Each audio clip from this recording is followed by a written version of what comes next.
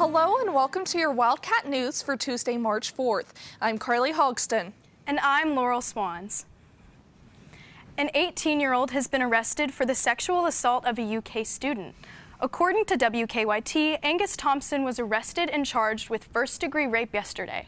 UK police say the incident happened in the suspect's room at a residence hall on campus last month. Police have not yet arrested a second suspect. Thompson is currently being held on a $25,000 bond. In other campus area news, students are concerned after recent reports of cars getting broken into and stolen at apartments near campus. Nina Kovac has the details. Residents who live on Ingliana Avenue say at least 6 cars were broken into on Sunday, February 23rd, leaving behind shattered glass, open trunks, and broken windows. Senior mechanical engineer major Liam Torino describes what he saw. There was a particular truck that I saw coming back from class where its back driver's side window was completely smashed open and there was just a pile of stuff literally right next to the car. Car break-ins are not limited to Ingliana Avenue. They are also occurring on nearby Red Mile. Junior agriculture and economics major Dane Coleman claims that his car was broken into 3 times before it was stolen. So I got broken into earlier this year, parked kind of down there. It wasn't anything major, nothing really major was stolen. The next one was about 3 weeks ago from today, so probably early February. And they broke in, they smashed my window, and they didn't really take much either way. And it was a little confusing. And then here recently, they broke in and stole my entire truck. Coleman says his apartment complex claims they are doing more to increase security, but he has not seen any changes. I thought I was doing everything right. I thought I parked under a street lamp and under a camera and everything, and it still got stolen. So I'm probably going to, the next vehicle I buy, increase the security system. That was Nina Kovac reporting. Coleman hopes the police can find the root of the problem and put an end to it. Governor Andy Beshear has signed a proclamation designating the first week of March as Severe Weather Awareness Week. Throughout the week, the National Weather Service will give tips on how to prepare for severe weather events. Each day will focus on a different weather safety topic. There will be a statewide tornado drill tomorrow, Wednesday, March 5th at 10:07 a.m. Eastern Standard Time. For more information on Severe Weather Awareness Week, you can visit weather.gov. The Lexington-Fayette County Health Department is launching a partnership with the University of Kentucky's College of Public Health to address key health challenges throughout Lexington. The initiative includes improving access to health care, promoting behavioral health, and tackling social detriments of health. These measures the economic and social factors that impact health status. The data pointed to the fact that people, and particularly after COVID, we saw that they wanted more mental health services for themselves and also for the youth, senior citizens. And so that was an area of key notice. College of Public Health students will assist in data collection and evaluating various health programs. One research project includes Photo Voice, a method where community members can take a picture of their environment and areas in Lexington. These are later analyzed to determine how they impact community health. For more information on the Lexington Community Health Improvement Plan, you can visit lfchd.org. The University of Kentucky's National Panhellenic Council partnered with the American Red Cross with a special blood drive to fight sickle cell disease. The drive took place on February 25th at the Newman Center on UK's campus. Sickle cell primarily impacts African Americans and sometimes requires regular blood transfusions. Donating takes less than 10 minutes unless you are contributing a power donation, which is double the normal amount. Power donations produce about 2 pints of blood. A pint of blood can save up to 3 lives. If you are eligible to donate, you can download the Blood Donor app and schedule an appointment at the nearest location. Coming up after the break, a statewide protest comes to UK. And we'll meet McKenna Dowell, a candidate for the SDA presidential election. Stay tuned to Wildcat News. Sophia Rosing, a former University of Kentucky student, has requested early release from her prison sentence for assault charges, disorderly conduct, and alcohol intoxication. Rosing has served 4 months of a 12-month sentence. She has requested the court grant her shock probation and suspend the rest of her sentence with the conditions of supervised release, counseling, and continued community service. She pleaded guilty to the assault of a black UK student worker after her racial triad was caught on camera in November 2022. Rosing's attorney argued she is not classified as a violent offender under the Kentucky law. A hearing has not yet been scheduled by the judge. Diversity, equity, and inclusion have become hot-button issues across Kentucky's public universities. Last Friday, I followed UK students as they joined a statewide movement protesting proposed legislation that could limit DEI initiatives on college campuses. Protesters advocated for diversity, equity, and inclusion initiatives at every public university in Kentucky last Friday as a part of the statewide Day of DEI. The series of protests occurred in response to recent executive orders limiting DEI programming and House Bill 4, which is under consideration by the Kentucky General Assembly. If passed, House Bill 4 would prevent universities from expending resources to establish or maintain a diversity, equity, and inclusion initiative or office, according to the legislation.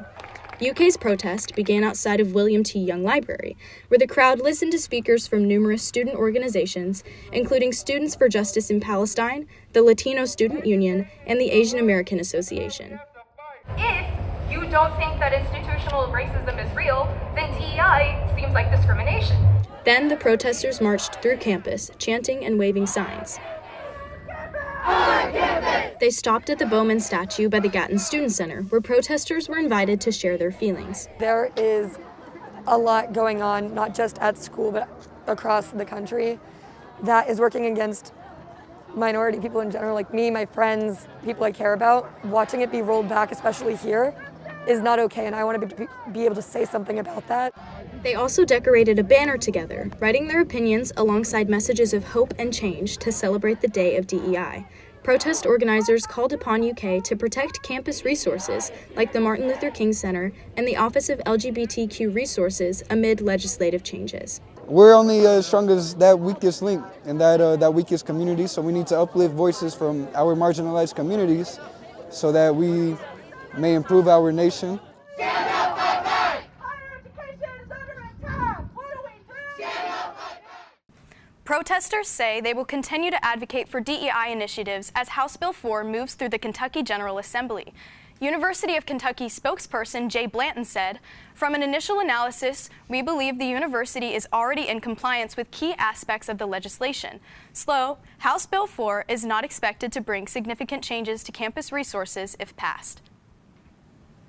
And today is the final day for UK students to cast their votes on the SGA student body president. Today's story features candidate McKenna Dowell alongside last week's candidate Morgan Brooks, so you can compare the campaigns before you cast your vote. The race for student body president is on. Last week, we heard from candidate Morgan Brooks and Sam Cachet. Today, we hear from the other candidate, McKenna Dowell, with Jackson Baird, and compare their two campaigns. Dowell and Baird say their campaign focuses on everyday improvement for students, from creating $14 nightly parking passes to organizing safety walks with campus police. Our slogan or motto, whatever you would like to call it, is "Every cat counts." And like I said, Jackson and I really want to make sure that every student on this campus knows that they matter and that they have a voice. If elected, they plan to hold open town halls, make their contact information public, and encourage students to share their concerns directly. One of the big things that we want to kind of bring to the campus community is just really attainable, tangible change that can get done as quick as possible. They say if they're elected, they want to hit the ground running. Brooke and Cachet also plan to collaborate with campus administrators to create a safer and collaborative campus. We want to do safety alert buttons within residence halls and also mobile safety buttons so that in every residence hall on the hallway floor, there's going to be a safety button for all students. We know that there's been a huge crisis with sexual violence on our campus. They also plan to bring Big Blue Madness to a bigger stage and implement tuition caps. Recently, their campaign gained momentum after a third presidential candidate, Kennedy Fishback, dropped out of the race last Thursday to publicly back Brooke and Cachet's team. In Lexington, Carly Hogston, Wildcat News. Voting ends tonight at 6 p.m. Students can cast their vote through BB Involved. The winners will be announced later tonight online through Instagram and on SGA's website. Next on Wildcat News, we'll have some lighter news. An Oscars party in Lexington and an improv club at UK, coming up on Wildcat News. Career Month is here at the University of Kentucky's College of Communication and Information. Students can attend events to boost their career readiness. There was a session yesterday to have your resume reviewed in Lucille Little Library. Today there will be a virtual session from 3 to 5. Tomorrow, tune in for our entrepreneur panel at 2 p.m. on Zoom. Then don't miss the internship and career fair on Thursday from 1 to 4 p.m. in the Ballroom A of the Gatton Student Center. For more details, you can visit ci.uky.edu. Did you watch the Oscars on Sunday? A local theater had a unique way to watch the awards ceremony. Annual Oscars watch party. Guests dressed to the nines and had the opportunity to watch the awards on the big screen for free. The theater also had raffles, competitions, and signature cocktails for purchase. For $50, couples could reserve a table for two with champagne. Proceeds from the event will help fund the historic theater. Here's a group UK students might not have heard of, the Skitty Cats. They are UK's improv group and they are excited to share the principles of their craft. Reese Shingle has more about this team that does more than just think on its feet. Reese? Thanks, guys. Although Skitty Cats isn't brand new to campus, they made their comeback last fall. Flyers posted around campus brought this group of 10 together and they've been laughing ever since. You're no fun! The entire point of improv club is that we're supposed to act and stupid things out. At first glance, people might think this group is just off the cuff, but Skitty Cats is much more than ad-libs. I do have some advice though, if that's not the route you want to go down. How many windows do they have left? I think is the most important question. It really just started out with I loved improv and I wanted to be a part of it. I'm not the best at improv, but I loved watching it. I love being seeing improv. So I just wanted to create a club where I could see other fellow improvisers and see them really do their thing. Gushi Aurora says that club meetings start with picking a theme for the meeting, then different short and long form improv games. Some of these games include members picking a piece of paper with a saying on it and incorporating it into the scene. Another is freeze, where a new actor jumps into the scene. And a third requires an actor to guess the topic of the scene. But behind all these games is time for club members to be themselves and bond with one another. We may not realize it, but I think it's been a semester and a quarter, a third of a semester.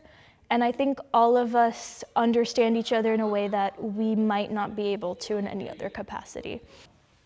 Although Skitty Cats is an improv club, they encourage their members to take what they learn here and apply it to the real world. Sometimes having these improv principles of listening, understanding, responding, it helps you in life also to be able to really live life, and you're able to create something that really is lasting and meaningful. Freshman member Blanet Craig says that Skitty Cats provides a creative outlet in her busy school schedule. So when I come to improv, I feel like it's very much you kind of leave everything outside and you can just embody these characters and kind of be crazy for a moment without any judgment. Although she's graduating this semester, Aurora is confident that Skitty Cats will live on. I'm very confident that wherever it'll go, they're going to make a super strong group and they're going to stay connected and they're going to keep it just evolving and wonderful. Skitty Cats meets every Wednesday in the Black Box Theater, located in the Fine Arts Building. For more information on the club, visit BB Involved. Carly and Laurel, back to you guys. I don't know, that seems pretty fun. I know we were both theater kids, so something I feel like we would do. Yes, and see what I did there? Yeah, what can I say? And I think you might catch us at the next meeting. Yeah, for sure. Well, that's all we have for today's Wildcat News. To keep up for the latest news and updates, follow us on Instagram at Wildcat News UKY. We'll see you next Tuesday at 1 on Twitch for more. Have a great week.